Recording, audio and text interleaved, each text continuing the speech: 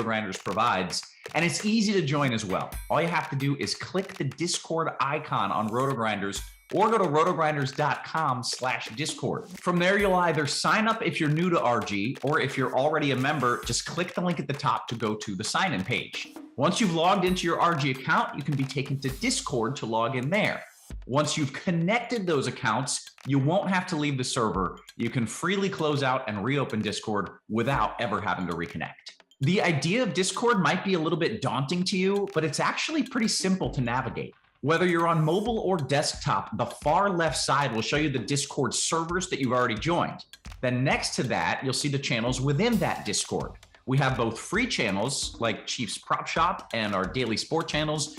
And we also have premium channels like Blender's Game Theory or the Crunch Time channels. Premium members can see the difference between the free and premium channels by looking for a padlock icon next to the premium channel names. We also have a few pointers for new and experienced users alike. If you're having trouble finding a channel, make sure that you haven't collapsed the section that the channel is in. Collapsing a channel will only allow it to appear when there are unread messages in that channel. Also, we find that using the actual Discord program works better than opening it in a browser like Safari or Chrome. Lastly, if you're having trouble with one of our tools, your Rotogrinders account, or any other technical needs, you can hop in our feedback and help section of channels to get help from one of our wonderful support and moderation team members. If you have any more questions, feel free to reach out on Twitter @Rotogrinders or email support@rotogrinders.com. See you in Discord.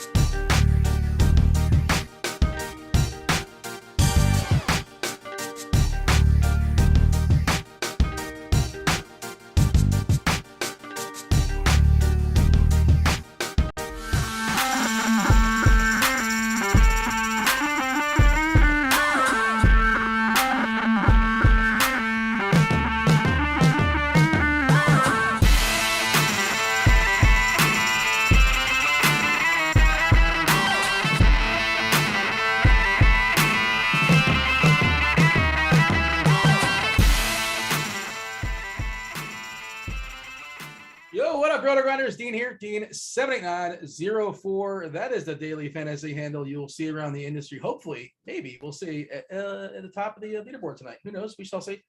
Joining me today, talking today's NBA DFS league, kind of a short one, kind of a quiet one as we wind down. Well, quiet for now. Goofiness can certainly come down the pipe anytime soon with the last week and a half here of the association before we hit the playoffs. Joined today by TJ and Tim, I believe. Tim, this is our first combination ever, right? Because you guys you didn't introduce each other, so I guess unless it was just first show with TJ. Yeah. What's up, Tim? How are things in your world? How excited are we about tonight's kind of quiet slate? I think it's quiet. pretty quiet, but it's pretty interesting. I think there's a lot of things to talk about. Given even though there's such a few amount of games, there's a lot to break down. Yeah, and we have plenty of time, of course, to dig into it. I know you guys watching us on the old YouTube. You're watching us on Rotogrinders, rotogrinders.com. If you have any questions, on YouTube, feel free to throw those questions into the comment section. Producer Devin, he is lurking. He's going to find your questions relevant to the slates. Just give us the details, as far as if it's for FanDuel or DraftKings or Yahoo, or, if it's cash. If you're still playing cash, bless you, man, this time of year. You're amazing. Good for you. I stopped doing that a while back. Just enough of those 1v1s or 2v2s, but tournament stuff, single entry, just give it the more details the better. The easier it is to answer questions. How about yourself, TJ? You said we're almost done. We're almost ready to move out of this house. You got a bunch of boxes to the side of you off camera. How are we? What are we? About a week or so until we're officially moving. Monday is possession day. We signed a bunch of papers at the lawyer's office today. Got the mortgage all officially approved. So. Almost all done. Just have to do the physical moving process now. You're an adult now. Like exactly, we're getting there. Congratulations. And we talked about a pre-show. Shout out to you for not hitting up your friends and, hey, I'll buy dinner if you help me move. Like, that is not worth it. That is not a good deal. I don't know where you're taking anybody to. I'll buy some pizza. Like, dude, that's not going to cut it. Not a fair trade-off. You're hiring movers again, like an adult. Good job. Don't get me wrong. I've asked friends to move many a times. If any of them are listening right now, they'll definitely vouch. But I got money now, so I don't have to worry about that as much. Like, I figure, like, when I was a student and I'm moving around, like, yeah, you got to hit up the friends. They got to come and get you. But when you're buying a house with your DFS winnings, you got to set a little aside for the movers. Yeah, well, yeah. I mean, when you're 19, 20, whatever, you have no money. And like, I've had friends help me move before too. Like, yeah, but at a certain point, you know, it's because, you know, you don't want to help anybody. You want to be a good friend, but you also, like, you know, you don't want to do it. No, I'm 28. I'm an old man. I got a bad back now. Yeah, well, you know, perspective. Life is about perspective. Tim, is 28 an old man? No, definitely not. Yeah. I was saying before the show, like, can I just give you $100 or whatever, and you can hire? I don't mean to be rude. I'm a good friend. If you want, I have a good ear. I'll listen if you have any problems. Happy to do that. That doesn't take a lot of effort. But I really don't want to help you move. Yeah. All right. As far as body parts on this slate, again, plenty of time to knock all this stuff out. Kind of a thin slate tomorrow. I think it's like 10 games tonight. We have 5. The Lakers did us a favor, Tim. They let us know, because this could have been a really tricky slate with 4 games starting between 7 and 8 o'clock. And then, you know, we have that Allen game. You got to get it on TNT. You got to put the Lakers again on in prime time. I can't believe it. What are we doing? They didn't have Embiid versus Giannis the other night. They said, let's put the Lakers on versus who shellacked them? Somebody shellacked them. Doesn't matter. But yeah, let's run it back with the Lakers. Yeah, but they told us no LeBron, no Davis. Of course, the Lakers are on the cusp of not even making the play-in nonsense. We got Cleveland tumbling. They're looking more and more likely to finish that 7 spot. They're losing again last night. They're in the midst of 4 of 5, and they're without, you know, their 2 of the best players. It's really bad timing for Cleveland. Yeah, as far as guys that are questionable that we're kind of monitoring, it's, you know, not a lot. Again, weird things can happen, but basically the questionable stuff is like the Clipper guys, I guess. Well, is Marcus Morris officially in? Did I miss that? I thought I saw him as questionable. Okay, yeah. Okay, yeah, Morris is questionable. By the way, Ty Lue, TJ, is a liar. the minute stuff with Arjax, 32 minutes. I think he played 37. We've seen Batum in the 20s. He was supposed to combust after 19. Yeah, but he was telling the truth about Zubats, at least. Okay, there you go. Telling the truth about Zubats. I'm excited about just this slate in general. I feel more prepared than I usually am. It's a small enough slate and there's not a lot of news. So I've already started condensing my pool. I've already ran my first kind of dummy set of 150 lineups and looking at how they might look like. So this is going to be a fun one. I'm ready to get into this. What are you playing? What's your FanDuel running 150? What's the plan tonight? 150 on FanDuel tonight for me. How about yourself, Tim? What are you playing? Oh, got you muted, I think, Tim. Is Tim on mute? Hit that button an even or an odd number of times, I guess, right? Well, Tim's hitting the mute button. Make sure you hit the like button if you're watching on YouTube. Where can you find that Discord chat, Dean? Yeah, Rotogrinders.com/Discord, the live stream chat channel. That's what we were doing when the YouTube was down. YouTube's back up, so now you can kind of choose your angle wherever you want to join the conversation. We prefer to shuffle you guys over to YouTube. Well, YouTube's fine also, but yeah, we want you guys in the Rotogrinders Discord. Rotogrinders.com/Discord, the live stream chat channel. There are some free channels. Will's Prop Shop we talk about often. That is a free channel as well. If you want to talk to Blender, you got to pay for it. You got to be a premium member.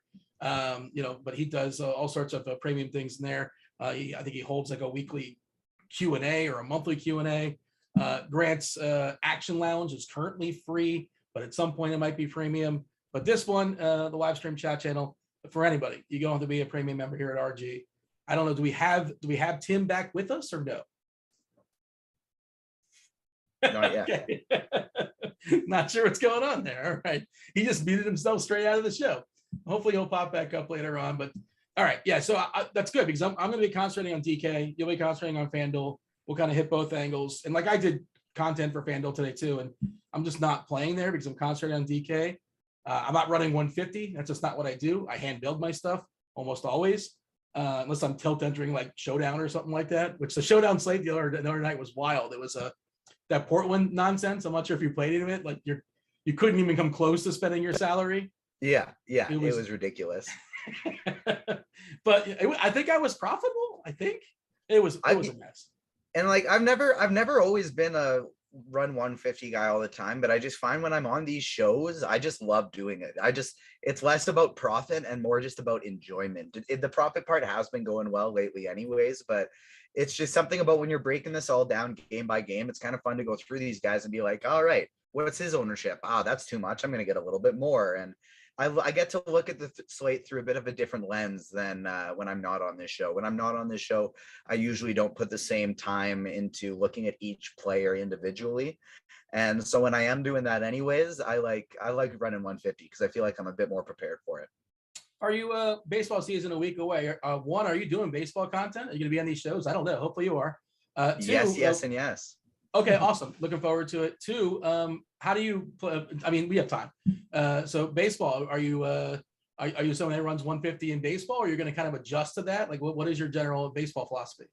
So my most profitable baseball experience in the past has been like single entry and three entry max tournament stuff, just because baseball, it feels like the easiest way to just be like, wow, that team is way overowned. I'm going to do somebody different. And it's super easy to just make small pivots. And I've done some MMEing in the past. I don't really ever play cash for baseball. The sport I really only ever dive into cash at all is football.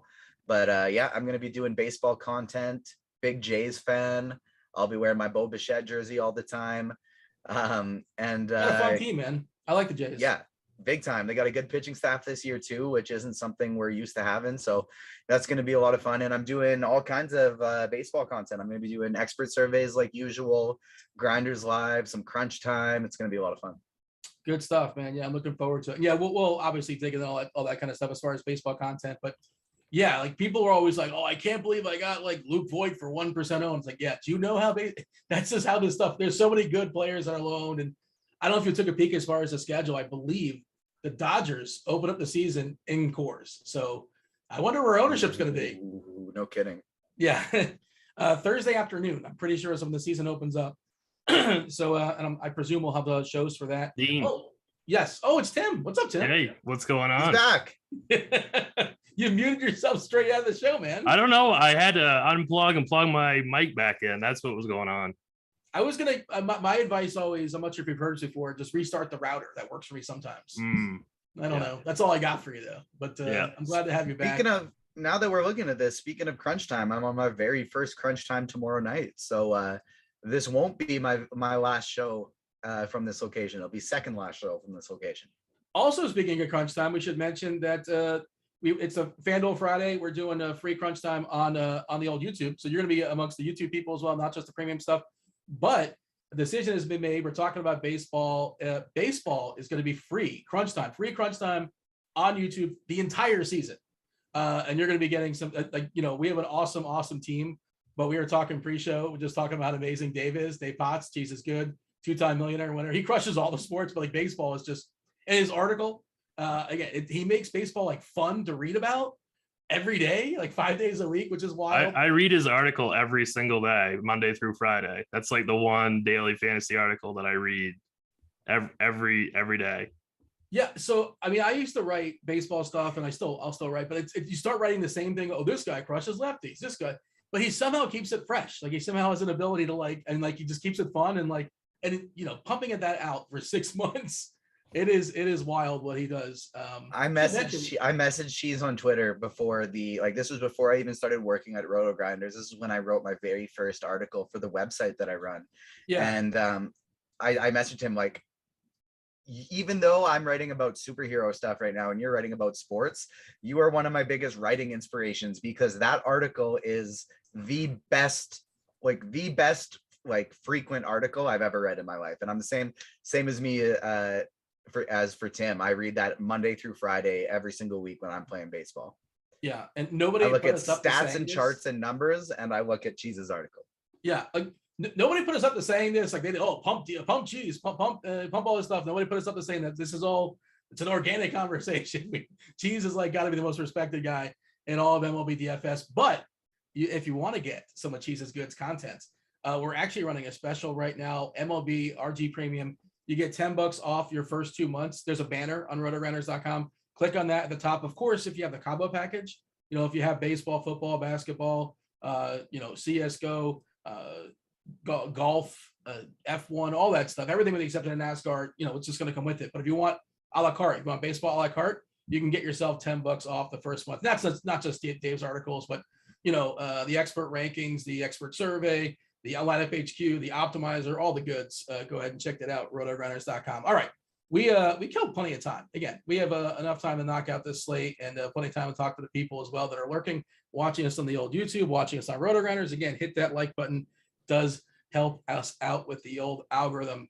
Very first game on the slate, Philadelphia versus Detroit, 225.5 is the total. Philadelphia is a 9-point favorite here in Detroit. Detroit, of course, in that tankathon, they're with Orlando. They're actually not totally tanking, but it just might happen organically here. So don't worry about it. It's kind of where I'm at, I think. I'll throw it to you, TJ. We got Joel Embiid, big spend, obviously. James Harden, big spend. Not a lot else on Philadelphia, terribly exciting. And then Cunningham is fully priced, but he's justifying it. But what catches your eye first in this game? Mostly just Embiid. That's the biggest one. And one of the things I find so interesting about Detroit, this is something we've talked about a little bit before. Stevie and I were actually just talking about this the other day on the Morning Grind podcast before they played Brooklyn. And I think Detroit the night before was plus 13.5, plus 14.5 playing Brooklyn. And that was both of our favorite bets the day before because Detroit loses all the time, but Detroit really rarely gets blown out. I think they're first in the league in losses under 5 points on the season. And so I like playing teams against Detroit because there's always big spreads and people often don't go to them, but the game typically stays close right until the end when it's like, oh yeah, Detroit's not really wanting to win right now. So I definitely have more interest in the Philadelphia side than the Brooklyn side. I got 4 Philly guys in my pool right now, and it's Harden, Harris, Maxey, not at great amounts, all kind of at small amounts, but then I have quite a bit of Joel Embiid. Yeah, I'm trying. It's probably a different conversation on FanDuel for Embiid, I would imagine. I'm guessing so, just kind of the way. Let's see. We're getting as far as ownership over there, just 16%. Okay, interesting. That's the reason I like it so much is because he's just getting no ownership. He disappointed a little bit on a shorter slate the other day. His price has gone up on FanDuel. He's like, we've been seeing, he's been low right alongside Jokic and Doncic lately. For some reason, they had priced these guys down, but he's priced right back up. I think he's the second most expensive stud on the slate. He's 1,300 more than James Harden. He's 600 more than Kevin Durant. So not a lot of people are getting there to him, and I like getting to him quite a bit. Yeah, the other part of it, like you mentioned, like there's no Jokic to compete with, and there's really no amazing FanDuel center play. And like you tell me otherwise. I mean, I like Capella, I like Gobert, but I don't know if there's one that's like, oh my God, you got to play this guy, and like you're just really nervous if you don't have him. That's looking at the FanDuel slate again, I'm focusing mostly on DK, but is that where you're at as well too? Like another reason to play some Embiid? And so absolutely. But what's also interesting is unless we get some unexpected news, we don't have a lot of really strong value on this slate. So even like I ran a set of 150 now just to kind of see where I'd be at with everyone. And this is obviously going to change before lock, but I only ended up with 24% Embiid. And I was hoping to get probably closer to like 35% of that just based on the ownership. But there's not a lot of good, strong value on this slate. So it's kind of tough to get there. On the Detroit side, I really like Sadiq Bey on FanDuel, 5,700. That's way too cheap for him. Like we talked about, there isn't much value, so I don't mind even taking the odd shot on Kelly Olynyk. Isaiah Stewart is seeing some ownership. Marvin Bagley's priced up on FanDuel. So if one of those guys gets in foul trouble, Olynyk could see some extra time, and he's a very strong point per minute guy when he's there. So I don't mind him as a potential value. Yeah, my only issue with Kelly Olynyk is kind of, you mentioned the time, they just don't give him any minutes. you're begging for 20. Like you would take 20. Yeah. You're begging. I would just be worried about Kelly O's ceiling in tournaments. Yeah. That's my only thing. He's a good fantasy point minute player. He's 3.5 on DK. And Tim, that's a good transition as far as Kelly O and DK, because, if you sort point per dollar players on this slate, right? And again, knowing we're projecting 19 minutes for Kelly O, which, I guess that's about right. It might be less. I don't know. Not a lot more. But he is currently the fourth best point per dollar player behind the likes of the fabulous Stanley Johnson and Moses Brown and Karis LeVert, who we'll talk about, is just especially on FanDuel, seems like a pretty solid smash play. But that's a good overarching thought here, Tim, as far as this slate. Just it's barren when it comes to value today, right? Yeah, and given the fact that I just play single entry, kind of smaller field contests, I still don't really think that I'm going to get to Kelly O. It's just, he's going to probably put up 20 fantasy points, and we're short on value, but his ceiling is just so small, and he has to be so efficient to put up any kind of ceiling. At least a guy like Stanley Johnson's going to play 32 minutes, even Probably. though I'm not crazy about him either, but the minute upside is going to be so much better. But the other thing I want to talk about with the Pistons is, Kojo is questionable right now. So if he sits, I think that Killian Hayes becomes a core play on DK. So I was thinking that Saban Lee, they called up Saban Lee. Isn't Saban Lee basically going to jump in and play the Kojo role? And that's basically it? Okay. Or no? I don't think he is going to be starting and playing that many minutes. Well, 20 minutes. Like Joseph probably plays 20 minutes, right? So I think that Lee plays 20 minutes, and that's that. Yeah, but I do think that it solidifies Hayes's role, and Hayes will definitely play his 32 minutes, and at 4,300, I think that becomes a core play on DK. We got Hayes projected for 32. You said 28, but still, but I think he gets to like 30 though. Okay, I could see that. I could see him grabbing a few more. I do agree with that. And we currently are projecting Joseph in and projecting him actually exactly for 20. So right. And is Lee in the projections? I don't think so. No, I think he would jump in, but maybe he doesn't steal all 20. Just he was called up from their G League squad. And it's good to know, like, Tim, you're coming from the perspective of, like, when you're saying you're not necessarily on a guy, you're making 1 to 3 lineups or whatever. Right. You're in 3 entry max, that kind of thing. And obviously you expand your player pool, like TJ's talking about, if you're running 150. What about B Stu? Stewart, he's tricky because the minutes have been up. He's shooting threes of late. Coach is encouraging him to shoot them threes, which is nice. The thing is he's a fantastic play on both FanDuel and DK. It's just fouls, right? Yeah. I mean, that's what it comes down to. Fouls and ownership for me too. Yeah, it's a good thing he's not facing Embiid and Harden, who draw a ton of. Oh wait, yeah. I just like that he's power forward eligible on FanDuel. I can do like an Embiid Stewart stack or something like that. I like that on FanDuel, but it's just fouls. So in tournaments, I think he should definitely be in the pool. Yeah. The way that I play, I'm not completely sure yet what I'm going to do with him. He certainly has a ceiling at this price, but boys, he's risky, which is great for It's great for GPPs. Embrace it. Yeah. Embrace that volatility in GPPs. And that's the thing with that volatility is if he's getting quite a bit of ownership on FanDuel too, like he's pushing upper teens, maybe close to 20%.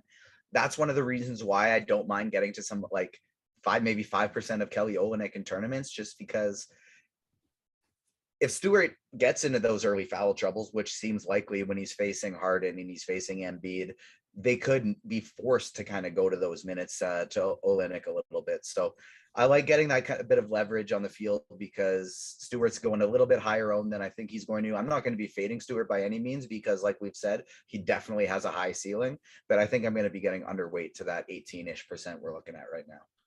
So Sadiq Bey is definitely a core play for me on FanDuel for my single entry team on all the single entry contests I'll be playing. I'm interested to hear what TJ is going to say. Do you think he'll be overweight on him or below the field or at the field? I'm going to be overweight on him just because I like getting to as much Embiid as I can, and that's the stack that I'm interested in getting to. Cunningham is a little bit too expensive. Stewart, I'm worried about that foul trouble and that ownership. Bay's not picking up all that much ownership, and like 5,700 is just so cheap for him. He was 7K last week. Right. Yeah. And now 21% Grant's out ownership too, projection so. right now for Bay. And it's worth noting, we kind of pointed it out just to kind of stress it. Distinctly different asking price on DK versus FanDuel. Doesn't mean he can't get there in DK, but obviously the path a lot rougher. I need a take on this one because I don't have a good read on it. The Marvin Bagley situation. He got benched last game. Detroit, still kind of developing guys. Obviously, they're donezo. He got benched for Braxton Key, who's a person who played like 14 straight minutes in the second half. They did get Bagley the last like 2 minutes of the game or so. I'm pulling up the old court IQ, minute 48. But do we think Bagley only played 23 minutes? Key played, they played each other's, they played 48 total, basically, and Key backed him up and they basically chopped him up. Key played 14 consecutive minutes. Yeah. I think, did Bagley take his third foul with like a minute left in the second quarter? I think. He did. He lost like the last minute or so. He got that must be where he picked up his third or fourth foul. I don't think he got a foul in his stretch though in the third quarter. I don't think I'm counting him right now. This is good. It's a 1 in the first quarter, and I think he only had 2. Oh yeah, if this is correct, I believe he only had 2 in the first half. So unless I'm counting wrong, how many have in the game? I think he also had Isaiah Livers out in that game too, and I believe he's back now. I guess the big question not a is big deal, but like that's another person might be taking 12 minutes. How solidified are Bagley's minutes is kind of my question. I don't think they're solidified at all. I mean, he's tough to project. I mean, but same thing we talked about with Stewart. You embrace that volatility in GPPs. That's the type of guy that if he exceeds his projection, he has a ceiling. Ownership is down. That's exactly what you want to take down a large field GPP. Yeah, I don't want to. I mean, if Bagley beats me, he beats me. I don't think I'm getting there like in the stuff I play. But yeah, if you're running 150, TJ, I assume you're going to have some. I actually don't think I'm going to know. Oh, okay. Just taking a stand. Somebody I like. I don't get me wrong. I like Bagley's ceiling, but just not against Philly. There's other spots I like better. Where are you going to be at on Cunningham right now? He's currently 15% owned on FanDuel. You think you'll be over or under that? Currently not playing him at all. Whoa. Okay. Speak to that. It's just his price has gone up. Like he's been underpriced on FanDuel for the last little bit, and he's got a big price bump there now. He's still got a little bit of ownership, but it's approaching. It's like right there with his DK price. I have way more interest in getting to large amounts of Giannis and KD and Embiid and Kyrie if I'm going to be paying up for somebody expensive. I totally agree with TJ's take on Cade. I'm a little bit, I would have Bagley in my pool if I was making 150. I'm not saying I'd be over the 12% or whatever, but I completely agree with him on Cade. I would X Cade out. Man, I don't know. Like they're still in give. Look, I get it. I think there's better plays. 100% agree there. But again, if I have 150 bullets, especially if I'm playing Embiid or I'm playing Harden or one of those two, I might consider running it back with Cunningham. This is a bad spot, like pace wise for the Pistons. It's the first game of the night. It's the either lowest or second lowest total. I'm planning on being underweight on this game other than Embiid and yeah. What about Harden? I'm underweight on Harden too. I got a little bit, but I don't have very much because that's another guy that price has just gone a big increase. Like FanDuel's pricing has been so wonky lately, and you've been able to get James Harden at 9.5, 9.6, 9.6, 9.5, 9.8. Now he's back up over the 10K range. Sadiq Bey was 7K, 7.5, 7.7. Now all of a sudden he's 5.7. And so they're just doing some wonky things. And so I'm just looking at it based on kind of opportunity cost of I'd rather pay in the 11Ks for Giannis than in the 10Ks for Harden based on these matchups and the situations that they're in. I'd rather get to these Brooklyn guys against Giannis, who are just way cheaper than any of the other elite payoff options. So I have seen some financial interest in Cunningham not getting the Rookie of the Year. I'm thinking maybe Detroit thinks that he can get it, and that's one of the reasons why they're giving him all these minutes of late. I don't know. I think it's you guys gonna are be right. Mobley. I It's hope gonna be so. Mobley. I hope so. Well, it was Mobley a week ago, but now the Cleveland's tumbling. He's missing the next 3 games. Missed yesterday. Cunningham missed a bunch of games too, for what it's worth. But maybe it's just my paranoia. And your boy Scotty I think Barnes. it's your paranoia. I think that would be more significant if the Pistons weren't 20 and 56 right now. Yes. Like, is it specifically Mobley you're invested in? Because I think Cunningham will finish 3rd behind Barnes. Mobley and Barnes. Yeah, but like maybe Detroit doesn't believe that. So like tell them that, to tell Detroit that Cunningham's not Rookie of the Year. He was also the number 1 pick. I hope you're right. But that's that's interesting thought process. We got anything else here, Tim, on this game? Any other thoughts, or we're moving on? I think we can move on. Let's do it. All right, half hour into the show, 1 game down. I think we're on good pace, right? This is the featured game of the night, I think. You guys tell me otherwise, for multiple reasons. Watchability, DFS-wise, as far as the studs.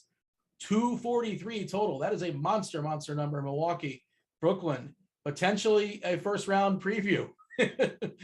Depending on how seeding goes. Potentially a second-round preview in the playoffs.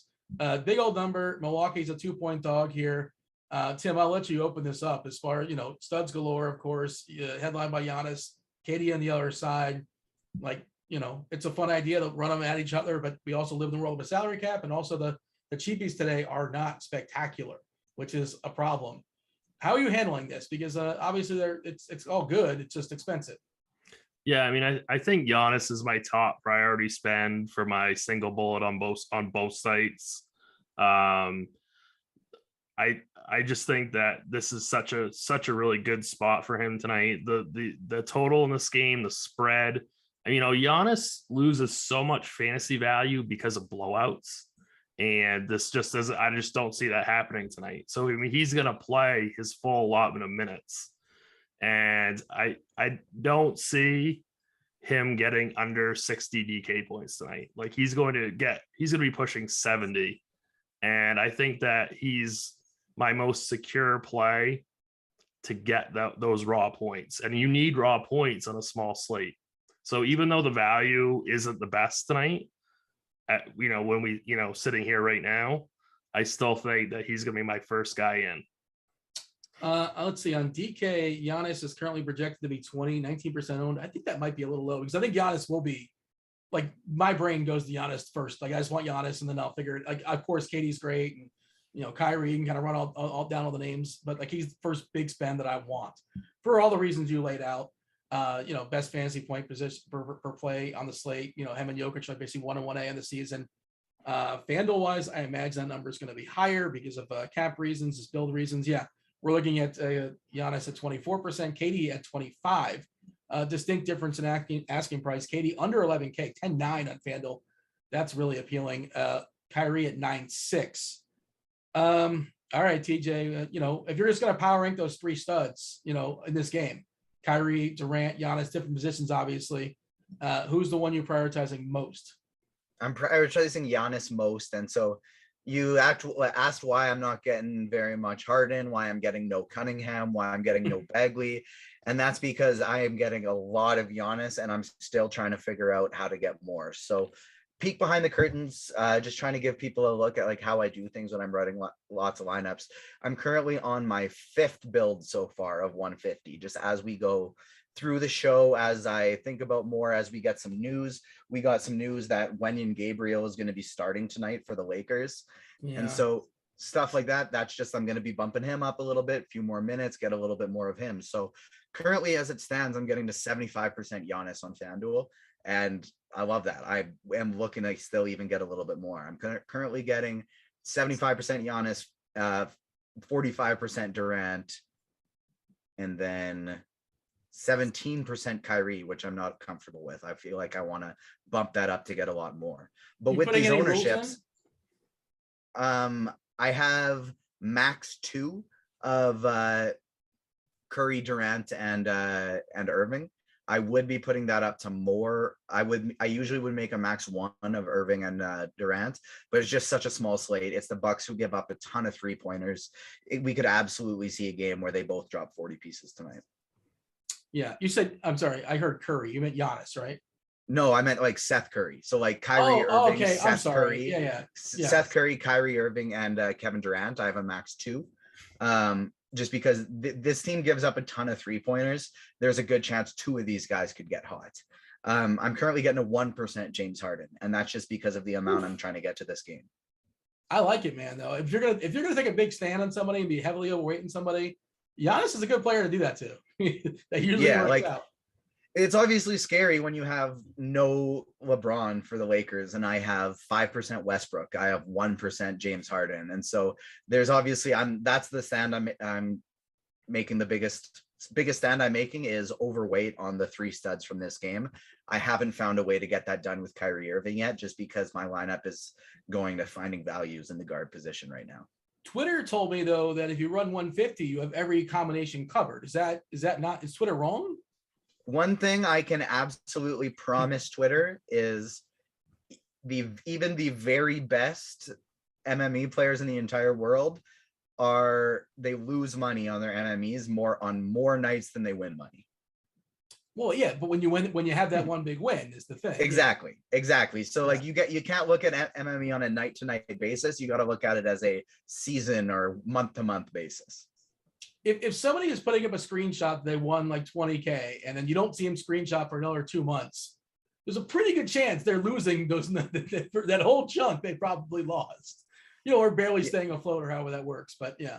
When it's like, that's absolutely the case, like with me as well. Like, and I've been doing lots of MME, and we've talked about certain times I've tried to bankroll manage. I was doing that for a while, but then all of a sudden the MMEing was going well. So now I'm doing it again more. But basically I won a ton on MMEing for basketball and then a ton on single entry for NFL. And I took a large chunk of that, put it somewhere important and smart. But then the stuff that I had to play with, I lost a ton after that too, because that's DFS. It's volatile. You're not just winning all the time. So it's important you know what you can afford to lose. And if you're MMEing, practice on that 25-cent contest on FanDuel, on DK. And then once you hit that big win there, that's when you can look to switching it up to the next one. We don't talk enough about bankroll management. Like I've probably been too conservative over the years. If I'm going to critique myself more than anything, I've been too conservative as far as that. And you put that money to good use, or you got yourself some movers, you got yourself a house. That seems like something important, a good place to delegate some funds. Hey, quick question. I'm curious. You're talking about you're running your lineups like 5 different times now. How much do you mess with the range of outcome, the team level randomness? But where do you put those levels at? So for me, it depends on the slate, just based on if it's a small slate and I'm struggling to build lots of lineups and getting more differentiation, getting more players that are 3,500 min price and nobody's going to be playing them, and I want to get them into 5% of my lineups type of thing. That's when I'll bump it up. Right now, I currently have it set at 20, but it'll often depend on like certain times. If I want to get a lot more of a player, I'll manually adjust their projection and I'll bump them up. And so if I'm doing lots of that, I usually don't have to change it. But usually the smaller the slate, the more I have it up. Okay, yeah, I can see that. Tim, the Milwaukee has more than one player than Giannis Antetokounmpo. There's other guys lurking, obviously. Holidays obviously fine. Middleton actually has got a pretty appealing price. I think on FanDuel, both places. I think he's fine, and we'll talk about that. But and then Brook Lopez looks like an interesting cheapie as well too. I think Brook Lopez is viable on DK because you can play 2 centers, but there's no way that I would touch him on FanDuel.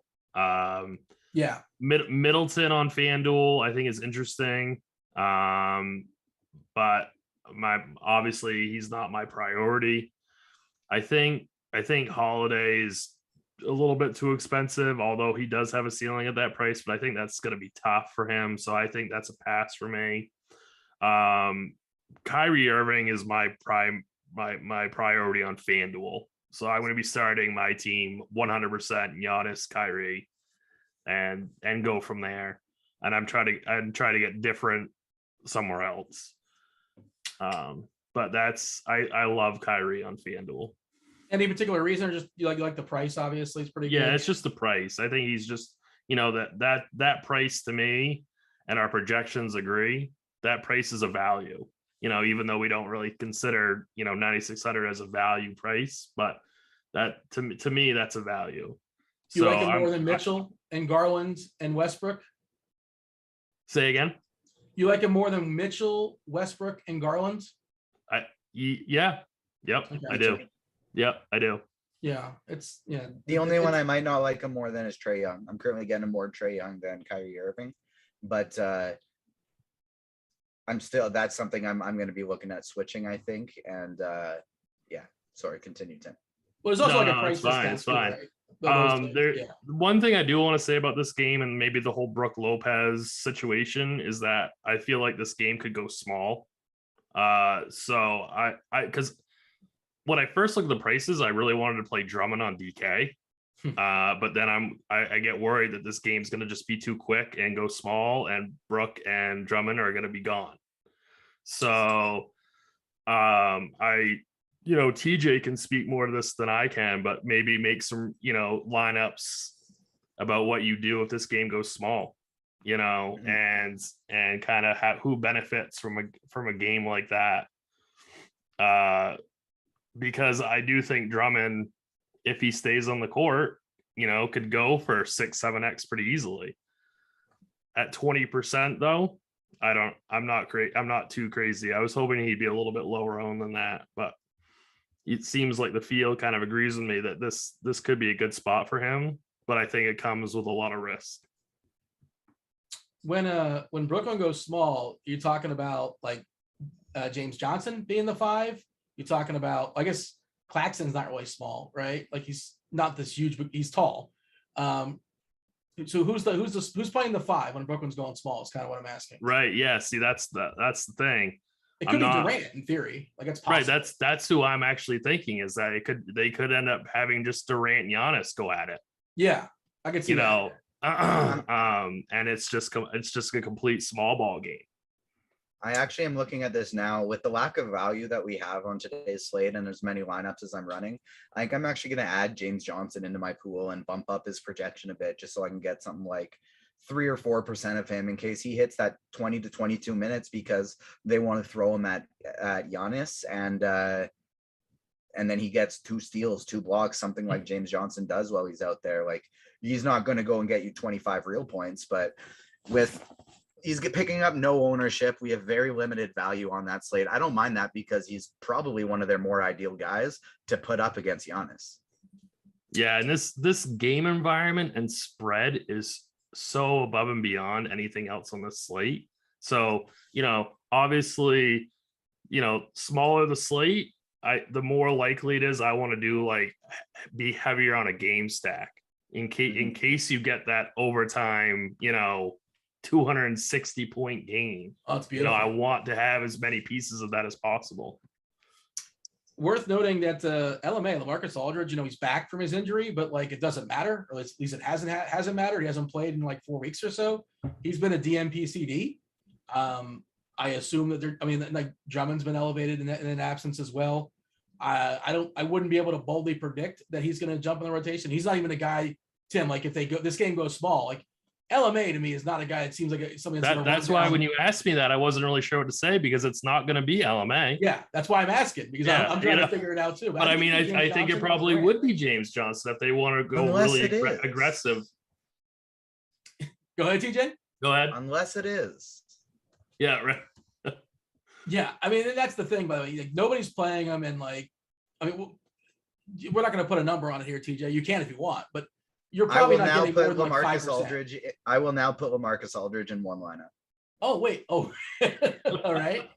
Just in case he plays and plays 24 minutes because it's the Bucks and they want to win because it's a potential play-up matchup. I don't know. Would it torture you if the rest of that lineup absolutely smashed and it was 0 for LMA? Well, you know what? Honestly, I think what I'm going to do with that is I'm going to make 2 kind of contrarian full stack. So like we've talked about this. I do this a bit when I'm running 150 is I'm actually going to set the optimizer at, no, I'll still do it at 150, but I'll delete lineups in lineup HQ I don't like. So I'll only actually input about 145. So I can make my favorite game stacks and just hand make those. And so maybe that'll be 5 lineups I'll do that with, maybe it'll be 10, but I think that's something I'll do with one single Aldridge lineup, is just like make a full 3 guys from each team and he'll be one of them. And then I'll do the same team again, but with like Claxton instead or something like that. Have they been involved like in a blowout where he could have like mopped up, or no? Like why has he not played at all in the last? I don't think he will mop up. That's the thing. I think yeah, maybe they'll bring him into a game like this where it's like, it's the Bucks. Let's get him ready for playoff basketball. You know what I mean? And by the way, you're able to run through. You could scroll through 145 lineups and check. Like, how long does it take you to give an approval from you? Like 15 seconds? Like just so like I go to the My Lineups tab on Lineup HQ, and then I sort by fantasy projected lowest to highest. Okay. So I have my lowest projected fantasy lineup that Lineup HQ gives me first. And if it's something I like because it's a solid lineup with just a few contrarian plays, I'll leave it. But if it's something that's just bonkers and makes no sense, then I just delete that one. Already too technical for Dean. No, I knew what he was doing, actually. Yeah, I've been messing with it more, and yeah, I want to MME a little bit more, especially with baseball season coming up. So I'm trying to, a lot of the thought process you can sort of apply to baseball too. I just didn't think I would have the time to scroll through and approve 145 lineups. But, right, because like, so it's set for bases. It gives you your highest projected lineups at the top, which is nice because you want to see your best lineups and who's in them. But then the next option below it is low to high, and that's nice for like, for baseball and basketball. For sometimes the optimizer just spits out something that doesn't make sense. You have, for example, right now in my lineups, I want to get to like 2% Greg Monroe in case that game is a blowout and Greg Monroe plays 20 minutes off the bench and puts up 30 fantasy points. But I don't want to have Greg Monroe with Donovan Mitchell and Mike Conley because that doesn't really correlate. If I get Greg Monroe with Jordan Clarkson, I'm good with that because that makes more sense with a blowout. So I look at those on my lower projected lineups because Greg Monroe is not going to be in my highest projected lineups. He's going to be in the lowest projected lineups, the ones I'm trying to get different in. So that's how I like to sort it to make sure there's nothing too wonky. That makes a lot of sense. You might almost have to like build your own Greg Monroe lineup. Yes, exactly. Because the type of lineup I play Greg Monroe in, that's the type of lineup that I want to be like near optimal everywhere else. Like I want to run KD and Kevin and Giannis and some other chalky plays. I was kind of joking, by the way. I'm looking at the standings. There's a very real chance this is a first round matchup. I mean, again, if the standings ended today, Milwaukee 1 game behind Miami. They're currently in the 2 spot. Philadelphia 1 game behind. And Brooklyn them. doesn't want them to be like, Brooklyn doesn't want Milwaukee to finish first. They'd rather play Miami. So they really want to win this game on top of the whole play-in situation they're in, trying to stay ahead of the Hornets. Well, no, Brooklyn is most likely to finish 7 because the 7 plays the 8 and the winner of that gets the 7. And they're going to play Cleveland, who's wounded. So I think Brooklyn Cleveland. Yeah. So yeah, Brooklyn probably I just mean like they don't want to fall to the 9 seed, and they want. Oh yeah, I see what you mean. Yeah, 7 plays 8, 9, and the winner of that gets the 7. 9 plays 10. The loser's out. The winner of that plays 8 for the 8. Yeah, The loser of 7, 8. Yeah. Yeah, I was trying to say they'll want to get the heat. Yeah, but I don't know. Well, then they would want to lose, and they're not going to lose the first 7 and 8 game. But also Miami might fall back to Milwaukee, and it's so hard to even predict. We just removed. We just took Corey Joseph. Yes. Yeah, his projection was removed, but I'm not seeing any news yet. I'm looking for that. The news suggested it was more likely he wasn't going to play. Let's see. Nice. That's kind of where I was looking at one of our channels earlier, the back channels where they're all talking to projection guys, and it does seem unlikely that Joseph's going to play. And they did call up Saban Lee, and that's why we gave Saban Lee a projection. There you go. Not a big projection, 10 points for what it's worth. Of course, that would change if he somehow starts, but unlikely, I suppose. Do we think Killian Hayes starts if Joseph doesn't play? I do. Okay. So That's It what could we were be talking Frank about Jackson, maybe, but I think it'd be Hayes. And so, Tim, if you want to speak to that quick, now that we seems like it's likely that we're going to get that news. How heavy are you going to be on Hayes now? Yeah, I mean, he's definitely going to be in my single entry lineup. I think the bigger question is kind of what to do with him on FanDuel and how, because he's much more expensive over there compared to what he is. He's 5,600. That's to me the tougher decision about what you want to do. I think he's more of a tournament play on FanDuel. DK, he's definitely a cash game single entry play. For what it's worth, we're giving Hayes 30 minutes now. So I think did he jump from 28 to 30? I think that's what I thought he plays 30. Yeah. And all this stuff, of course, it's fluid. We always mention based upon news. We're just doing our best to guess the news flow. And Dean, like what you were saying is that Detroit's not really tanking. They're just tanking naturally. You know what I mean? Yeah. You're right. I mean, they're still playing hard. I think they're 16-4 in their last 20 against the spread. Like it's something absurd like that. And so it's, these guys are going to play heavy minutes. And that's why I'm really into this, starting five, assuming it's Hayes, not Lee or Kojo. Like we saw the other day with Orlando when it was a really, really close game. And it was different organizations, different philosophies, but really close game. Orlando was like, oh no, we got to get guys out of this game. We got to lose. Right. But because it was like a 1 or 2 point game, whatever it was. Well, if you're down 10 to Brooklyn, it's gonna happen either way. So it's fine. And then they're playing teams hard. They're playing better basketball lately. Yeah, respect to Detroit the way they're closing. And now if they're up 10 with like 10 minutes to go, I don't know. We'll see. Is it an unlikely scenario? We'll see how that plays out. It's a very unlikely scenario. I would not build teams with that in mind. TJ, give me a thought as far as Middleton and Holiday. Any other pieces that you think are worth acknowledging in this game?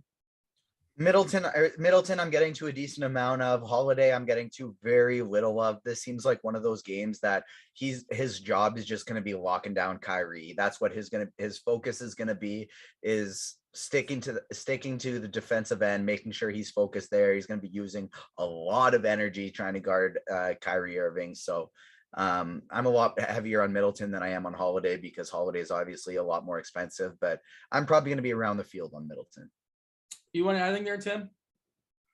No, I think I'm good. I think that it's just gonna be the honest show, in my opinion. This is just gonna be like, he's gonna want to be the alpha. It's kind of like what he did with the 76ers a couple nights ago. Mm-hmm. It's like he wants to make his case for the MVP in games like this. Yeah. And Bobby Portis, one more thing with him I want to add is Bobby Portis is 5,200 on FanDuel. I think you can take some shots there too.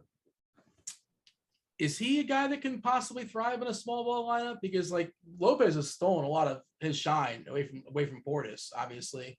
That's like, I think Brook Lopez will only be on the court when Andre Drummond is also on the court.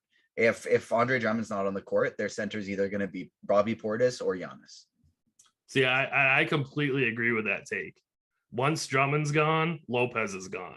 And so, and what they do after that, I'm not 100%, but I agree with that. And I do like taking shots on Portis and GPPs.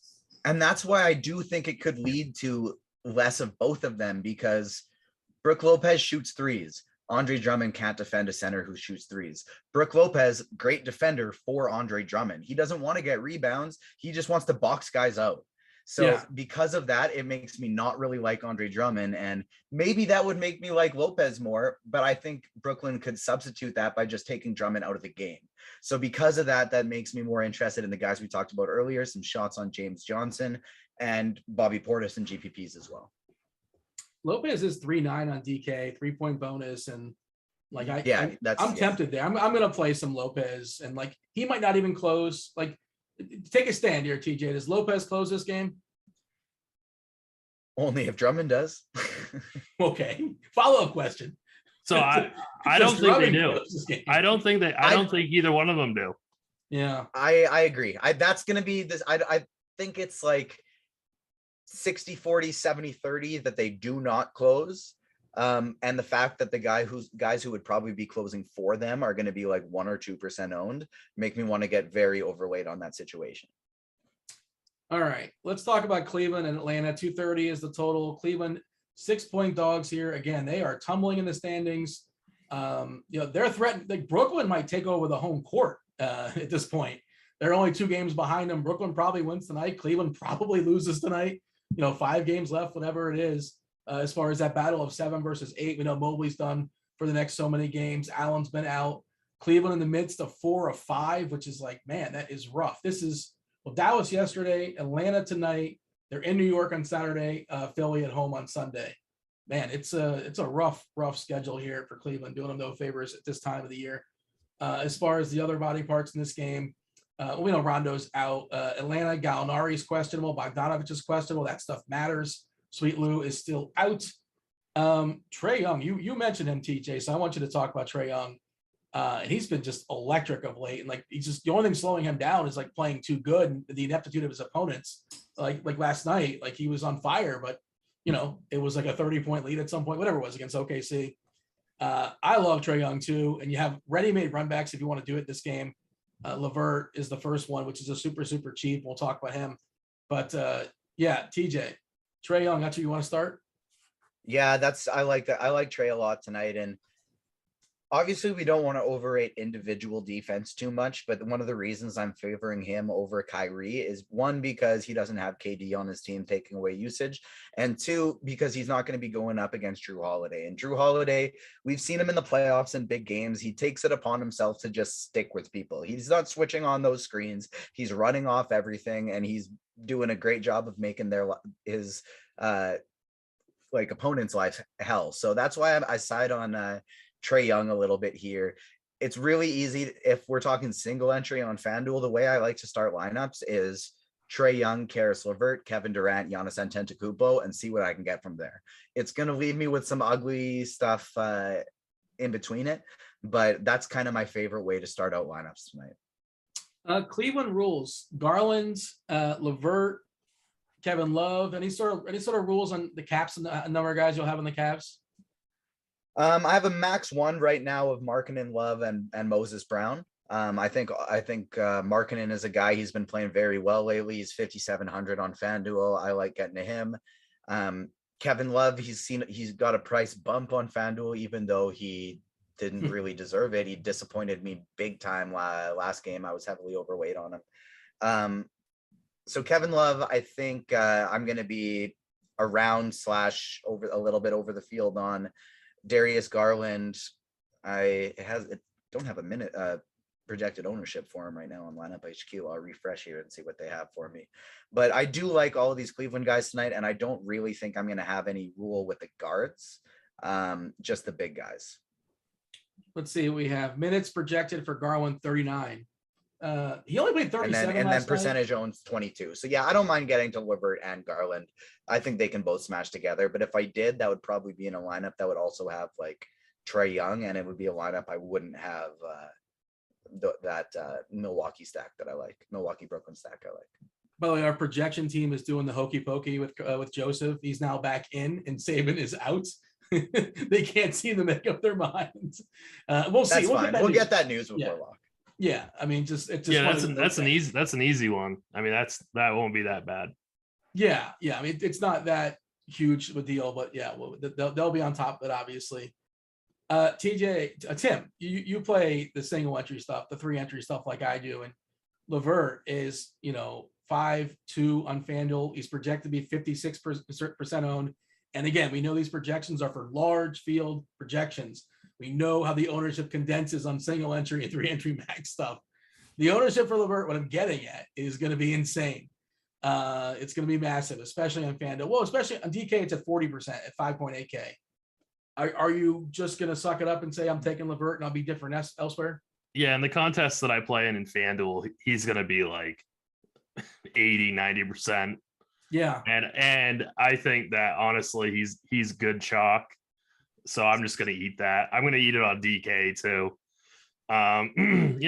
We kind of talk about, Dean and I have talked about how, sometimes you don't want to play like low usage, chalky guys that, aren't that good, and LeVert's not that guy.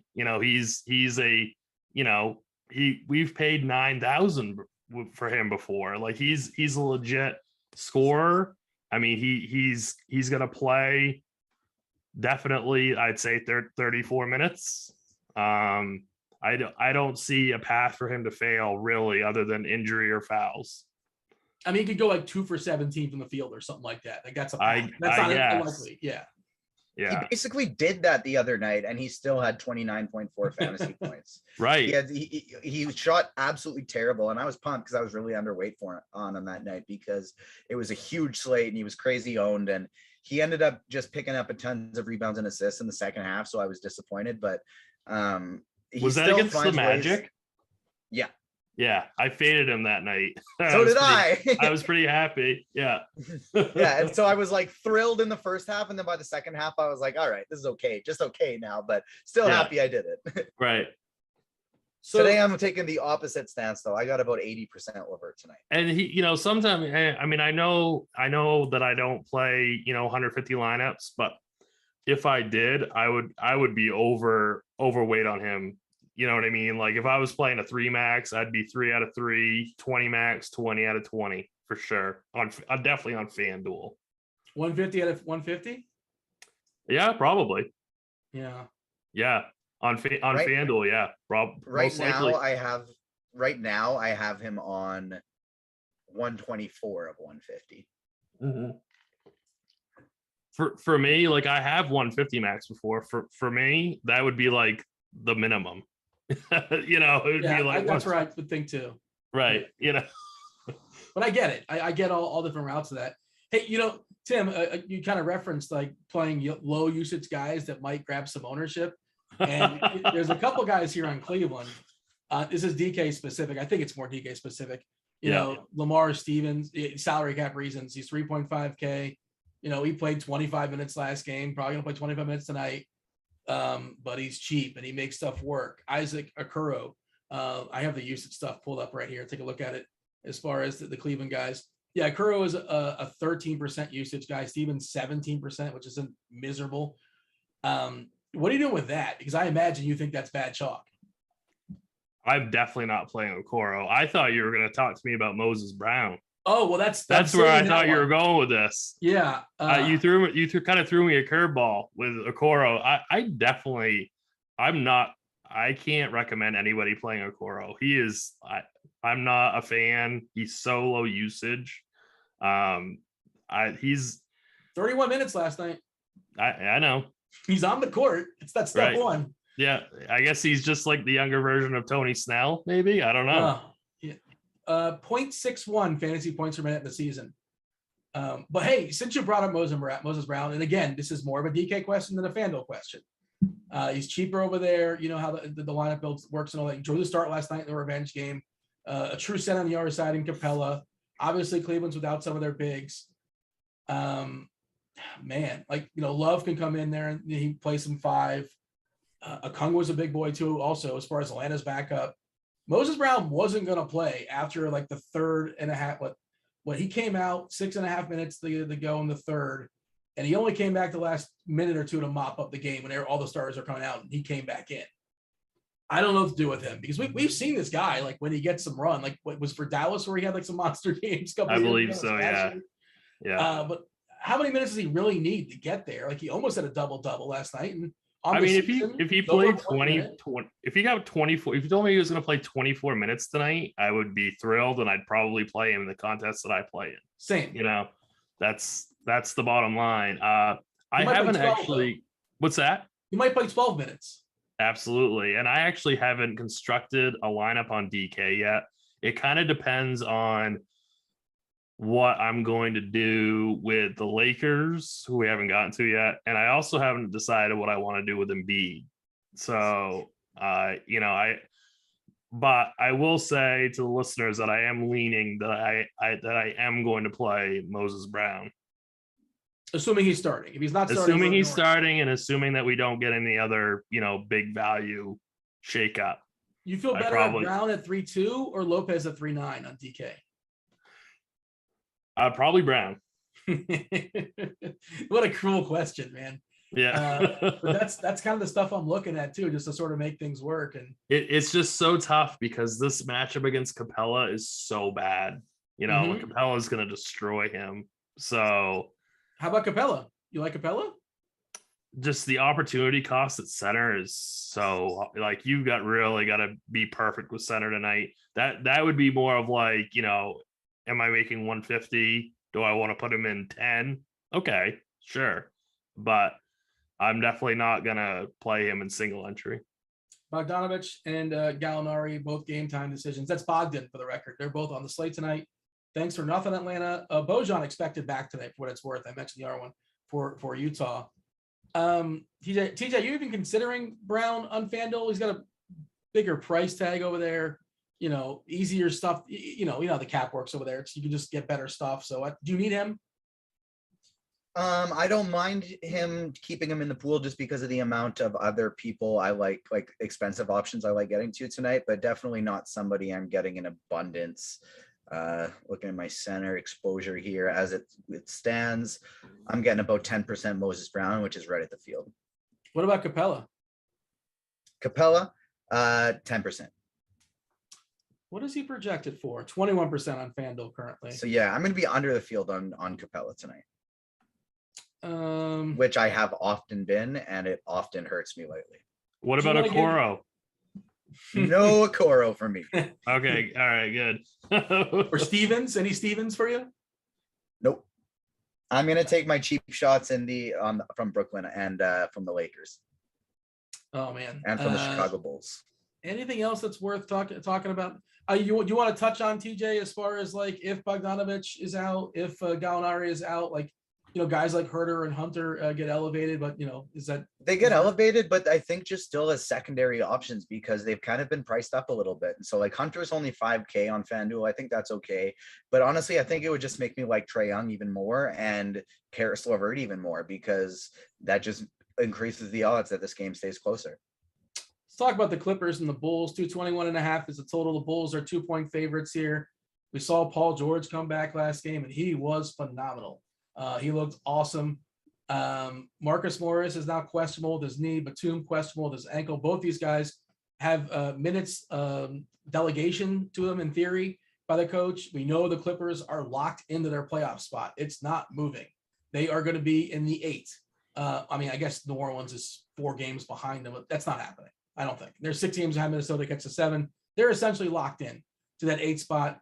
As far as the Bulls, they are jockeying. They're trying to they're at the 5. Chance they move back to the 6 with your Raptors there, TJ.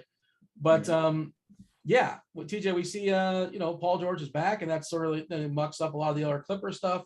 We saw that Coffee was kind of kicked out of the rotation. I would guess that at least one of Morris or Batum sits, if not both. Like, why would they float it out there? They're old. This game doesn't matter much for them. Is that where you lean as well? Yeah, so on one guy I think we can take a shot on in terms of cheap value is Luke Kennard. That's somebody that I think we currently have him projected for 26 minutes.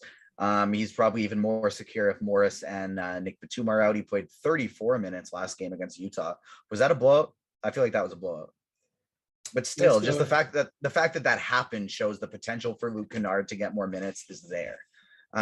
So he's 3,800. I don't mind getting some Luke Kennard. Reggie Jackson is probably like mostly a no for me, just because there's lots of other guys I like getting to. Isaiah Hartenstein on DK, I think is a decent value play. He's been just putting up over 30 fantasy points basically every time he hits the floor, and he's been getting 24, 25 minutes. So as they limit Zubats, he gets more, and I think he becomes a very, very good play, especially on DK, if you get Morris and Batum ruled out. On DK, I think Hartenstein's a borderline cash game play if you get Morris and or Batum ruled out. So I like him quite a bit over there. And Luke Kennard on FanDuel, I think you can take shots on. Played 30 minutes in his first game back. I think I might have one Paul George team just in case. Yeah. I think having more than one of Paul George is a really good play today. So I currently have my exposure set at 5 to 10% of him, but I got 1% in my last build. Yeah, like he was incredible. Of course, there's a lot of other studs, and you're not really getting a discount, and he's probably not going to play 34, 35, 36 minutes, but he probably plays around 31, 32. Matchup is fine against Chicago. But it is worth, I like what you said, TJ, as far as if Morris and Batum are out, I think there's a very good chance we get 48 center minutes chopped up in some way I can't tell you which way it's gonna be chopped up. Zubac and Hartenstein. 24-24, 28-20. I don't know. I think it would be probably like 26-27 for Hartenstein and then 22-21 for Zubac. Yeah, I mean, a lot of it's sort of game flow stuff too, because I think Hartenstein was crushing last game. I think they were playing well. They just said, "Oh, screw it, let's just keep him out there." Yeah, and it's just, and of course, there's foul stuff that always Hartenstein can be handsy at times. Zubac as well. Well, what do you have, Tim, as far as this game? This game, it's fine. I think if you're going to power rank the games, it's not jumping off the page for me. The Bulls just kind of are what they are. Right. So kind of it's given that this is an 8:00 game. And so it's really going to depend on what we get for news, before the other games start. So hopefully I'm not as high on Cleveland, Atlanta, because I want to save roster spots for this. I also, or if Batum and Morris are ruled in, then I want to be able to have spots for the Lakers. So it's kind of I have to see how news breaks throughout the night before I can really commit. Because I completely agree with TJ's call about Hartenstein. I want to, I just want to be able to have as much flexibility as possible. But I mean, I really like Paul George today for tournaments, especially that ownership. Nobody's playing him in the single entry or 3 entry. You're going to get him at 1%, for real, a 1%. I know. Maybe less. I mean, that I always try to make one play that's 5%. The night that Shake Milton went off at 7%, that was a huge night for me. It's that I always try to make one kind of hope to hit a ceiling play. I think what's the scenario where he beats, not to cut you off, I apologize, but that's okay. The scenario where he beats his contemporaries like Durant and Giannis. I know there's a little bit difference in price, obviously, but he's kind of got to beat or really, really come close to competing to those guys. There's a whole slew of them for a 5-gamer is sort of the question I asked. And that's sort of the conundrum I'm at. Yeah. I mean, for me, he's got to beat Irving and Young, maybe Garland. You know what I mean? Yeah, he's not gonna beat Giannis. He's probably not gonna beat Embiid. Or Durant. I mean, actually, I think he could beat Durant. He could. I'm not saying to bet on it, but so it's. I think Paul George is very, very interesting because he's just, we all use our optimizers, we all use projections, and he just doesn't pop on it. We saw it his first game back. He crushed. You have to put hit the lock button on George and then hit optimize. Right. That's what you have to do. That's how you do it. And that's what I do with the same sort of philosophy when I'm okay, I know these guys aren't going to pop, but I want to see what lineups look like with these two players. The other thing I'll say, just like you said, the Clippers really don't have anything to play for, but Paul George kind of does.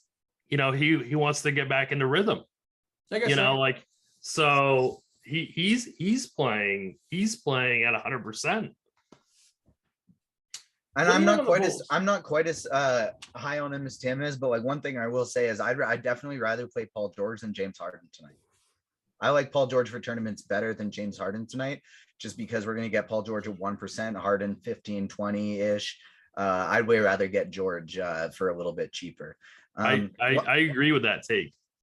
One thing I feel like we definitely got to talk about too, the Bulls are pretty ugly on DK, but on FanDuel, it's a different story. One of the value plays, even though he disappointed last game, and I think that'll keep his ownership a little bit lower. One of my higher owned value plays is Ayo Dosunmu. He's starting lineup, going to play 30 minutes, 30-ish minutes. So yeah, I'm in. Kobe White, 3,800 on FanDuel. I have a rule that I'm only playing one of Caruso, Ayo, and Kobe, but I really like all three of them. You got Caruso 4,600 and Ayo and Kobe are both 3,800. So those are among, I think, the better value plays we currently have on the slate, just because they're not the best point per minute producers other than Kobe White, but they're guys that we know are going to get minutes. How about your favorite amongst the 3 stars, DeRozan, Levine, Vuk, when you consider, ownership, asking price, all that kind of stuff. DeRozan's my least favorite just because of the ownership on him right now, even though he's kind of back to playing really well the last few games. Levine was just awful last game, but he's down to 7,400 on FanDuel. So I think Levine would probably have to be my favorite. Then DeRozan and Vucevic are next, but I actually like just getting to Levine and the cheap guys most. Yeah, I mean, the thing with Levine is, we don't know, like, what kind of pain is that knee actually going through? Like, is he just kind of powering through? He was very passive last game too with 10 shots. So you're just not really sure what he's dealing with. And maybe he actually is just kind of grinding through and, just kind of, maybe have off surgery or something like that. And it's something for real bothering him. And we don't know, but you're right. It's just on the surface, 7.4K on FanDuel is a really appealing price. Yeah. Like we're still a week to the day of him putting 48.1 up on FanDuel. Yeah. Yeah. So like he's got that ceiling still. Tim, what do you have on the Bulls? Yeah, I think I'm going to fade them on DK. I mean, obviously you can get to DeMar. The question when you're building your teams, at least in my type of formats, is what happens to my, cash equity if DeMar gets 50? Okay. Like, is that really going to bury me if he gets the 50? I don't think it does. Like, obviously he's a good play. I just question his ceiling. Like, I don't know if he's going to get to like 55, 60. So the way that I think that I'll be constructing my lineups, I don't think I'm personally going to be getting to him. FanDuel, it's always or usually easier to fit in multiple high price guys. I like that I like Levine on FanDuel. I like DeSumo on FanDuel. But again, I mean, DeMar has a fabulous floor, but I just question his GPP winning upside. All right, let's talk about the Lakers in a second. Lakers versus Utah. I do also want to mention again, if you guys are watching us on YouTube, hit that like button. We appreciate that. Ask your questions now. We're going to do our best to knock them out. End of show. We're here for another 10-ish minutes or so before we make way for Crunch Time, the premium show that's on Rotogrinders.com. We are giving it away tomorrow night for free. It's a FanDuel Friday, so we give away the Crunch Time on the old YouTube. And we mentioned earlier in the show, baseball. We're going to be covering a ton of baseball, and going forward, when baseball hits, Crunch Time will be free on YouTube the entire season. So you do want to get in on that to get ready for that. We're a week away from the Dodgers being crazy chalk in Coors Field. All right, Lakers front end of a back-to-back tomorrow night. They have a pretty big game for them, at least. I believe it's against New Orleans. Tonight they're facing Utah. It's a scheduled blowout. They're 14-point dogs. This, of course, is on national TV because it has to be. We know Wenyen Gabriel is going to be drawing the start tonight. Anthony Davis is out. LeBron is out. Utah expecting Bojan Bogdanovic back. Dan House also available. So they have added some depth. Whiteside's still out. Forrest is out. So Tim, like, these Utah guys are great plays, but how long are they going to be playing for? Like, Mitchell's going to smash. Love Gobert when Whiteside's not there. The potential upside. This is a weird game because, like, I hate just like assuming blowout, but the Lakers really make it hard not to. And look at what Luka did to them in 3 quarters. I mean, that's what you got to ask is, can Donovan Mitchell get there in 3 quarters? Or in missing his last 6 minutes in the fourth. This is a very, very difficult game on both sides. I think you kind of have to ask, like, what do you want? Do you want to play it safe and play Donovan and play for that floor just like DeMar, or do you want to take a stand and say Donovan's not gonna kill me if I don't have him? That's kind of like it. It's just, this game is very, very difficult. Do you have a thought process as far as, and I guess it's probably more a TJ question actually. If you're playing Westbrook, do you automatically play, at least one of Gobert or one of Mitchell? You assume with this game. You assume if Westbrook gets there, this game is relatively close. And then also, Mitchell is doing his thing or Gobert is doing his thing. Or just like your general thoughts as far as this game, because it does feel like, there's some gross options. There's some good studs. And yeah, you got to put some rules in, I think, for this game. Yeah, definitely. Like if I'm playing Westbrook, I'm gonna play bare minimum 2 Utah Jazz with him. Okay. But I think I'm finishing a lineup build right now as we speak. This is like the 9th one I've done since the show has started, and I have 4 lineups with Russell Westbrook out of 150. So definitely not a lot. That's one of the stands I'm taking on today's slate. My 2 highest owned players from this game. It's ugly, it's scary, but it's Wenyen Gabriel and it's Jordan Clarkson. I'm playing for the blowout. I don't think the Lakers are going to stick with them. And I mean, this is also time for my superhero play of the day when your lineup is against the wall. So the 3 highest owned players in this game, and interestingly enough, my choice is not my highest owned player at this point, but I think it's still one of the first people you can put into a cash game lineup, and that's Malik Monk. And so Malik Monk can save you when your back's up against the wall because, one, he'll play even a little bit into a blowout more than somebody like Russell Westbrook will. He's way cheaper, but his usage rate goes up so much without Anthony Davis and without LeBron James. He's just going to be free to shoot as many shots as he wants. So I love me some Malik Monk tonight. As it stands, I'm going to be getting 40% Monk, 40% Clarkson, 40% Gabriel. It's scary, but it's a small game slate. I like having guys that might play even in a blowout. I got quite a bit of Stanley Johnson as well. So when you're playing 77% Giannis Antetokounmpo and 47% Kevin Durant, like my last build has, you get some ugly options up there too. So you guys want a completely gross play? By saying that, you should know who I'm thinking about. Well, it could be a couple guys in the Lakers. You know, it's one of the Lakers. I have one that might be. It's probably the same one. It's All right, Howard. go ahead. It's Dwight Howard. Yeah. Because like Howard, if he beats, Brown and if he beats Lopez and look, nobody wants to play Dwight Howard if you played Dwight Howard in the last 3 seasons of DFS. Nobody wants to play Dwight Howard if He you played him in his last just game. burned everybody a couple of nights ago. But okay, so my question is, before we dive too deep into this, is what's the Uh. Lakers starting lineup now that we know Wenyen Gabriel starting? was he playing the 4 or the 5? We don't know. We just know that he's starting. We So have that- we have Gabriel at the 3, Johnson at the 4, and Howard at the 5. Okay. That's what our projections say. Yeah, I mean Utah's a big team, right? Right. Like, Gobert's a big boy. He's going to be on the court for 35 minutes or so. Like they might play some Gay or Pascal or Hernan Gomez or Monroe, I guess, as their backup 5. But like the Lakers, when they played Howard, usually play him against another big boy. And like, and LeBron, of course, was starting at the 5 a ton too. And we did see Howard he didn't even get like the courtesy second half first couple minute run like that. He didn't even get that. Like, you're not even starting the second half, pal. What a disaster. I would rather play Dwight Howard than Brook Lopez. That's the kind of hot take I wanted to hear. Yeah, And I really would. I guess, yeah. So that was one of the reasons I guess I wasn't so gung-ho on it, is I didn't realize that was a very hot take. Like, so right now I have 2% Brook Lopez out of 150 lineups, and I have 11% Dwight Howard. Yeah, so you'll be twice the field on Howard. Yeah. Yeah. Nobody. So wants then to I play guess, Howard. I too like Dwight Howard. For some reason, the Lakers ownership isn't adjusting for me in lineup HQ right now, but they have them all at 0. But I'll just refresh again. I don't think Howard's going to be terribly owned. No. Yeah, I just. And if he doesn't start, you pivot to Greg Monroe. Monroe could have a fun fourth quarter. Like, that's possible.